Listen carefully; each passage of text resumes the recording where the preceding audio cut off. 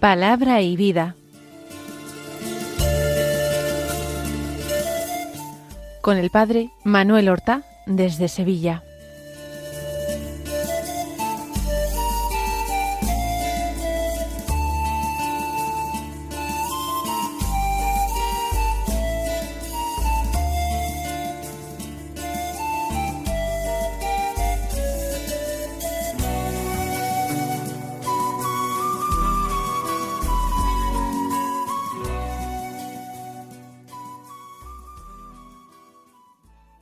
En el nombre del Padre, y del Hijo, y del Espíritu Santo.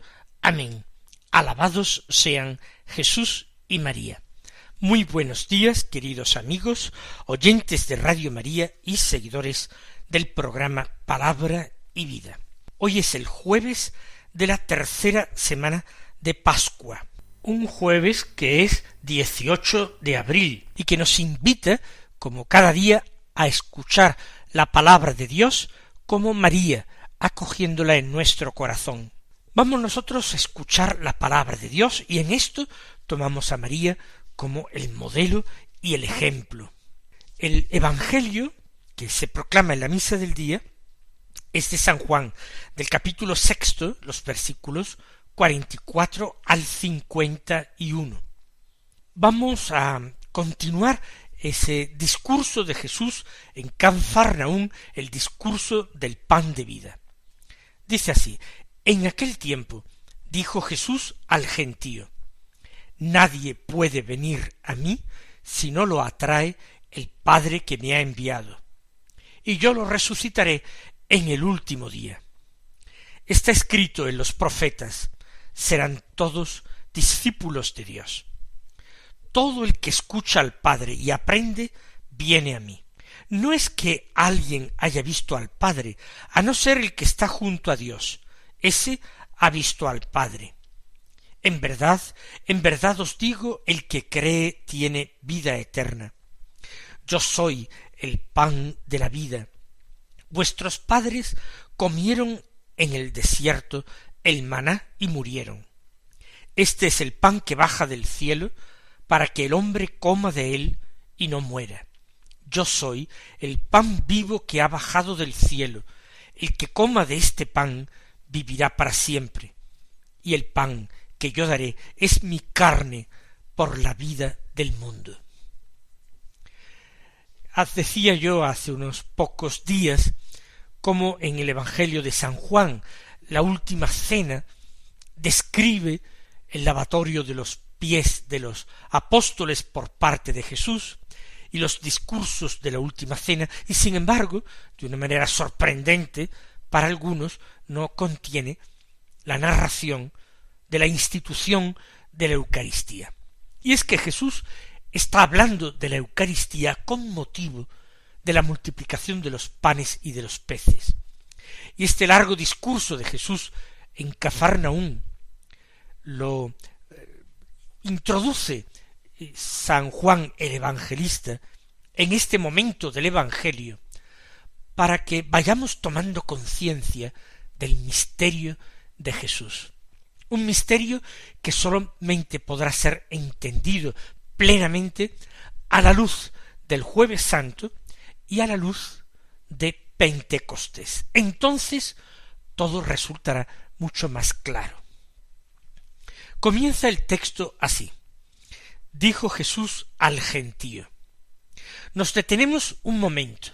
No se trata de una enseñanza esotérica impartida para un pequeño grupo de personas iniciadas. No es una secta oscura, cerrada, aquella a la que Jesús se dirige. El Señor está hablando a una multitud, está hablando al gentío, porque el pan de vida que Él anuncia, ese pan que da la vida al mundo, no es para unos pocos, es el regalo de Dios, para muchos, y aun para todos, si ellos quisieran. ¿Qué le dice Jesús al gentío? Nadie puede venir a mí si no lo atrae el Padre que me ha enviado. Aquí hay una verdad de fe muy importante que conviene que tengamos en cuenta. Por una parte, nosotros no podemos hacer nada bueno en nuestra vida, ninguna obra meritoria, ninguna obra virtuosa, si no es con el auxilio de la gracia de Dios. Sin esa ayuda de la gracia de Dios, somos incapaces de nada bueno. No porque Dios nos haya creado así con esa limitación, sino porque el pecado original ha herido profundamente nuestra naturaleza. Así pues, establezcamos ese principio. Sin la gracia no podemos obrar el bien, no podemos practicar la virtud. Jesús dice en el Evangelio, sin mí no podéis hacer nada.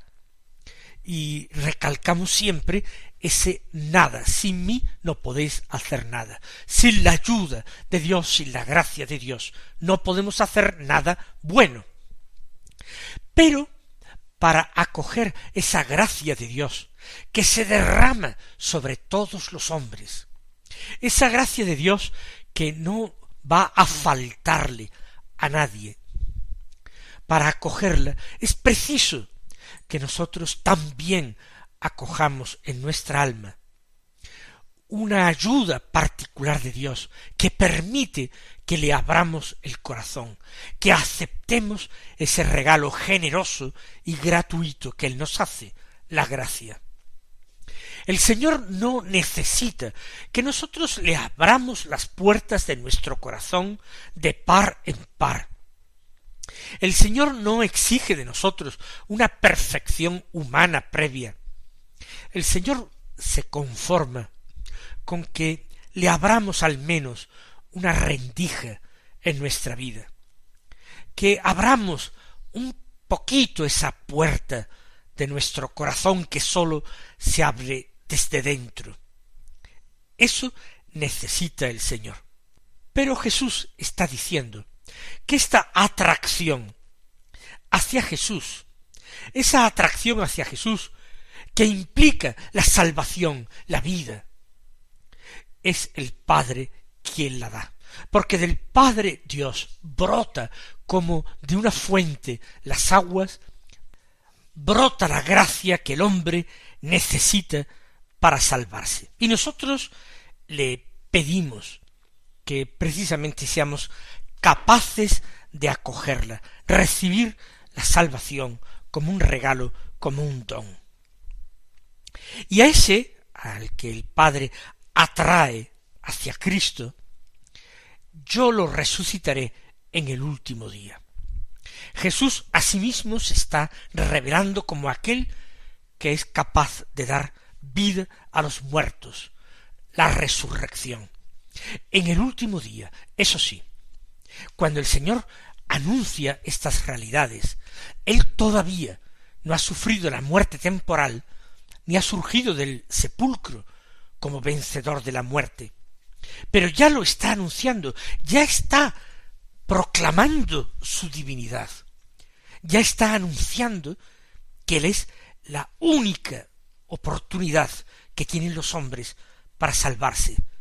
Él es la única puerta para el redil de las ovejas, el único camino porque es la única verdad y el que puede conceder la única vida, la de Dios. Está escrito, continúa diciendo, en los profetas serán todos discípulos de Dios, porque la palabra de Dios se dirige a todos los hombres, a toda la humanidad. Eso es lo que Dios quiere y pretende, que todos sean sus discípulos, los discípulos de su Hijo único, Jesucristo. No todos están dispuestos a aceptarlo, pero Dios lo ofrece como posibilidad a cada hombre. Añade el Señor, todo el que escucha al Padre y aprende, viene a mí. ¿Es que acaso el Padre habla? Sin dudar, pero no habla como Jesucristo en los días de su vida mortal.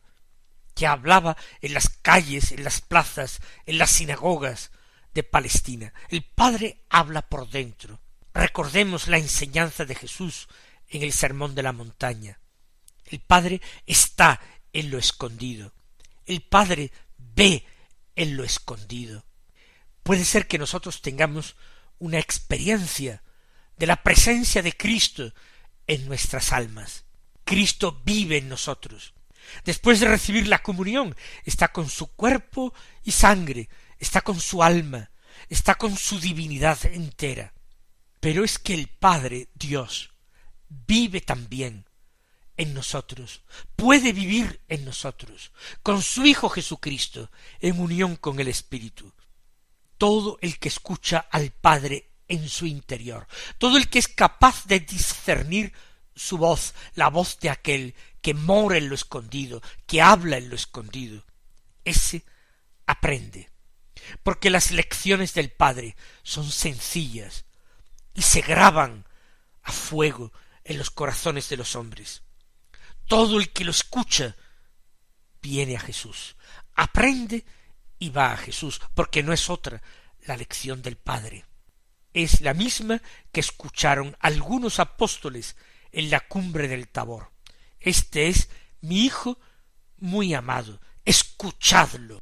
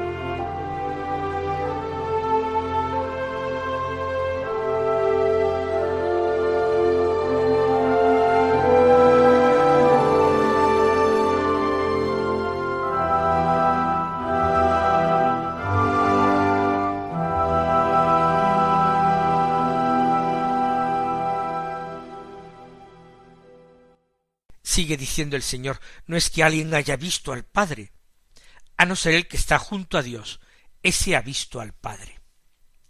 Por tanto, Jesús dice que una cosa es escuchar al Padre y otra cosa es verle. En el Tabor, el día de la transfiguración, Pedro, Santiago y Juan vieron a Jesús.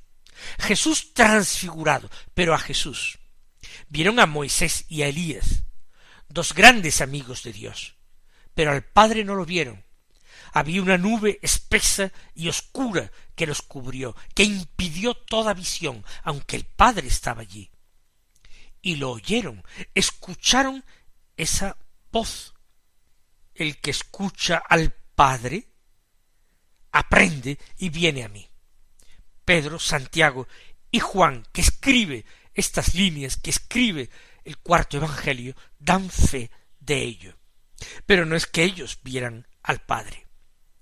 Sin embargo, ayer, en el evangelio, en esa fiesta de los apóstoles Felipe y Santiago el menor, escuchábamos cómo en el evangelio Felipe decía, Señor, muéstranos al Padre, y nos basta.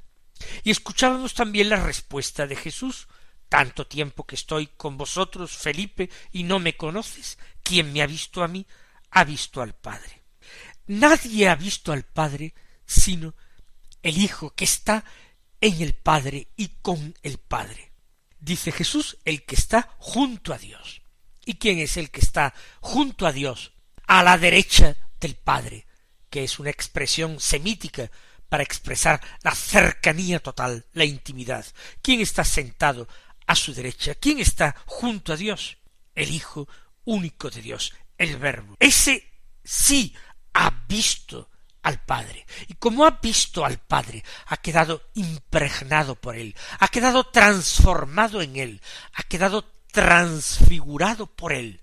Por eso, la explicación que da Jesús a Felipe: quien me ha visto a mí, ha visto al Padre, ha visto el reflejo de la gloria del Padre, ha visto el reflejo de la bondad, de la misericordia, de la gracia del Padre.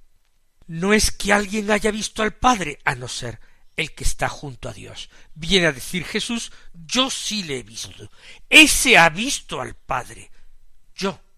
Y el que lo escucha, aunque no lo vea, el que lo escucha en su corazón, el que lo escucha en la soledad de su habitación, en su interior, ese aprende y va a Jesús. La mejor prueba de que ha tenido una experiencia, una enseñanza del Padre, la mejor prueba es que acude a Jesús dócilmente, como el discípulo a su maestro. Con solemnidad añade el Señor: en verdad os digo, el que cree tiene vida eterna. Insistamos en esto. Todo el tiempo pascual, la cincuentena pascual, es una invitación al cristiano a vivir de fe, a seguir el camino de la fe, porque es el único camino que nos garantiza que podemos continuar siguiendo al resucitado, aunque Él esté en la gloria, aunque ya no lo contemplemos cargado con la cruz. El que cree tiene vida eterna. Por tanto, creer es lo fundamental. En una ocasión, a un padre desesperado porque los apóstoles de Jesús no habían logrado exorcizar a su hijo, que era un niño o un adolescente, le dijo a Jesús: si algo puedes, ayúdanos. Y Jesús le dijo que si algo puedo, todo es posible al que tiene fe. El que cree, dice en este lugar, en este momento el Señor, tiene vida eterna. Al que cree le es posible todo, le es posible la vida para siempre. Le será posible un día ver a Dios. Y continúa su enseñanza el Señor: yo soy el pan de la vida. Unas palabras que evidentemente, al ser pronunciadas por primera vez, eran imposible comprenderlas. Lo primero que Jesús está diciendo es que Él es alimento, alimento de esa vida divina, de esa vida eterna, de la vida en Dios. Lo que ocurre es que en un primer momento, cuando afirma esto: yo soy el pan de la vida, no dice en qué forma va a ser el pan de la vida. Y lo va a hacer, nosotros ya lo sabemos, de una manera extraordinariamente literal. Comienza Jesús a explicar una verdad tan delicada y tan profunda, tan difícil de entender, acudiendo a comparaciones de la Escritura. La Escritura, el Antiguo Testamento, es figura de lo que tenía que venir, es anuncio, es profecía del porvenir. Por tanto, el Señor viene a hablar del Éxodo. Vuestros padres, vuestros antepasados, comieron maná en el desierto. Efectivamente, el pueblo hambriento, un pueblo que se quejaba continuamente, que estaba siendo fuertemente tentado, que echaba de menos las ollas de carne y cebolla que tenían en Egipto, a ese pueblo el Señor condescendió en darle un alimento terreno, el maná. Pero todos aquellos que habían comido el maná en el desierto murieron. Ninguno entró en la tierra prometida a no ser Josué, hijo de Nun. Y este Josué terminó muriendo más tarde en la tierra de Palestina. Todos murieron. Pero este pan que baja del cielo, para que el hombre coma de él y no muera. Es un alimento distinto e infinitamente superior al maná que se dio en otro tiempo. Lo que se está prometiendo no es salvar la vida durante algunos años.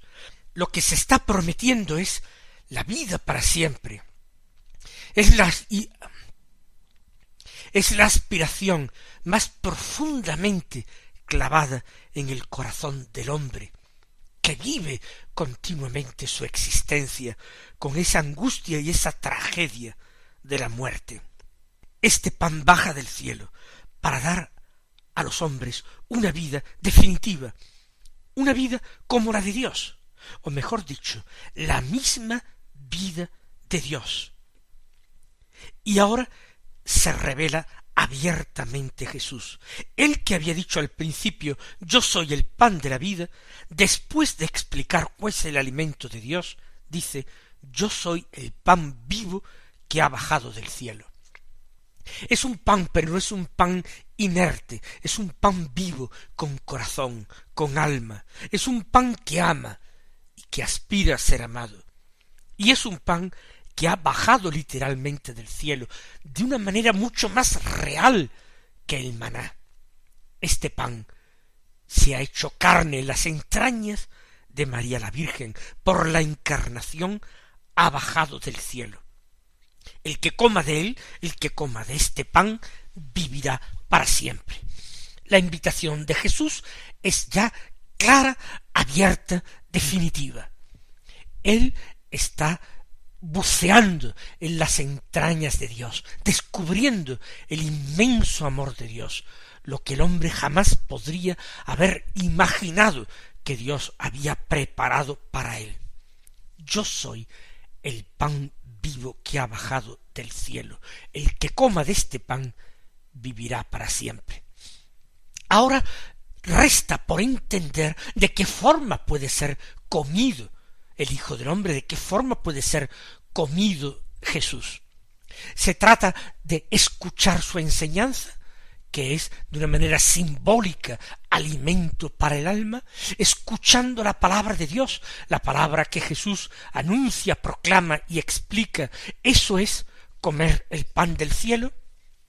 El Señor da un paso más en la revelación del misterio. ¿Cómo es posible comer ese pan del cielo que es Jesús?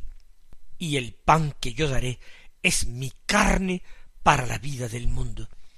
Jesús, con una literalidad extraordinaria, dice que él mismo en su corporeidad, en su carácter encarnado, con su carne, es el pan de vida y que tiene que ser comido. Evidentemente, aquellos hombres no se fiaron de él, no lo comprendieron y al no comprenderle, lo rechazaron. El no comprenderle estaba en ese momento justificado.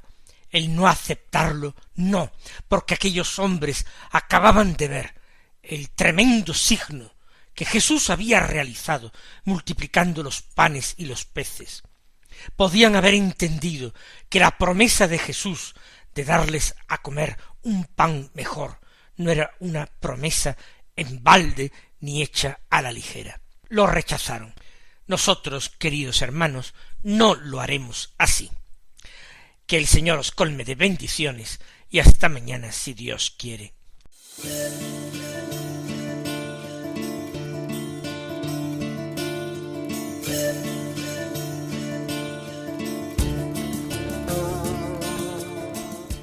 Han escuchado en Radio María Palabra y Vida, un programa que dirige el Padre Manuel Horta.